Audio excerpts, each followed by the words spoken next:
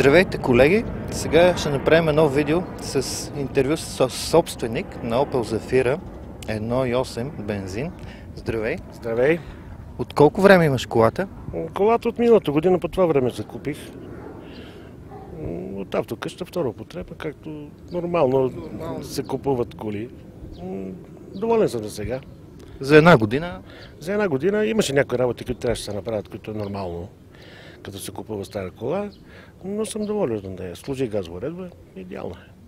Служил си газова уредба, може би е по-добрият вариант. Те имат фабрично метан. Не, предпочетох да не вземам фабрично метан, защото не знам в какво състояние е самата уредба. Така това, което го сложих с 5 години гаранция и съм сигурен, че на всеки 10 000 ти правят проверка гаранционна и няма никакъв проблем. Пък и предполагам, като е била на метан в предходния собственик е покарана. Няма начин да не... При всяко положение. Моите е на 12 години. И каквото да е, просто не си сигурен в това, какво състояние е самата уредба. Така, че предпочетох аз да си сложа газова уредба, съм сигурен, че всичко ще ми е нормално. Добре, по принцип това е, води се, нали, ван, като е от Opel, като са го направили така по-голяма колица. За какво я ползваш? Ползвам за всичко. Специално на мен това, което ми върши в къщи с майка ми, с нещата, които там тя, понеже е малко трудно подвижна, това ми е идеално с голям багажник е. И мога да си слагам нещата, които ми трябват. И плюс това, тя не е чак толкова... Точно този модел на Zafira, отвътре малко така, салона не е чак толкова луксозен. Да. Но пък има много здрава ходова част, не е толкова скъпа за поддръжка. Основните неща? Основните неща, които всеки един българин точно това го дърпа. Средностатистическия българин. И просто доволен съм от нея. Колко горе-долу за една година си направил? В интерес истината, тук малко съм карал, защото повечето хора с нея на работа.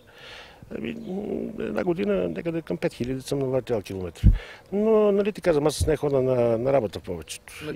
На къси разстояния. Сега здрави живот ще хода на море с нея, да видим какво ще покаже и как ще се държи. Но не вярвам да имам проблеми с нея. Горе-долу, ако някой тръгне да си търси, да си взима примерно точно 1.8 бензина, какво ще го посъветваш? Проверих в интернет и с колеги, с приятели, които имат телевизии, автокъщи и така нататък, че този мотор е най-добрия. Оптимален здравина, качество, мощност. Като здравина, като мощност. И казаха, просто вика, като избираш кола, просто вика, двигател, вика, гледай да е 1.8. Защото просто вика, първо, че 1.6 вика е слабо като двигател за това купе. 2000 кубика, първо, че не ти е нужен, второ, че създава проблеми. Сега, колко е вярно, не се знае, но нали ти казвам, просто послушах съвета на приятели познати. То понякога деца викам, ако попаднеш на двойка много запазена, може да рискуваш да вземеш ли на 1.6, ама... Винаги може да си излъжеш. Това е колата е като жената, не знаеш на какво ще попаднеш. Но просто предпочитам да не рискуваме и сумата, която платих за нея, горе-долу ме струваше. С регистрация, с стягане, за да може да ми хареса на мен как върви и как работи. Горе-долу добре. Добре, а какво стегна така по нея? Имаше проблеми с запалването. Малко имаше да го откриеме къде е причината, но той е повечето този модел двигател, всичко е електроника. Всичко е електроника и като почнеш да правиш нещо, всичко почва от 200 лева нагоре. И имахше малко проблеми да го открием каква е причината, не можеше да работи, нямаше празни обороти на място. Но го разбрахме къде и направих го. Какво се оказа? Оказва се, че е дросела. Дросела, клапата, тя е електронна. На компютъра показва, че работи, обаче не работи. Като направихме проба грешка и погледнахме, че да работи и сложихме втора употреба и стана. В крайна сметка, то няма непоправимо. Няма непоправими неща. Всичко се поправи, въпросът е просто да си заделени пари, да знаеш, че като вземеш такова, тези пари ще отиде за стягането. Няма как. Просто не може да не се получи да не дадеш пари нещо да стегнеш по нея. Да смениш ангренажа, което е задължително, да смениш масло. Стандартните неща. И тя е на 150 хиляди. Оказа се в сервиса, проверих, оказа се, че това са реални километри, което му чуди. Но пък е добре за мен. Добре. Сега един малко по-нестандартен въпрос, защото аз разбрах, че по професия шофираш, нали, доста и Какво мислиш за така наречената война по пътищата? Не, това е идиотизъм. Първото нещо, че промени се начин на мислене на хората. Забърза се много живота. Едно. Колите станаха много.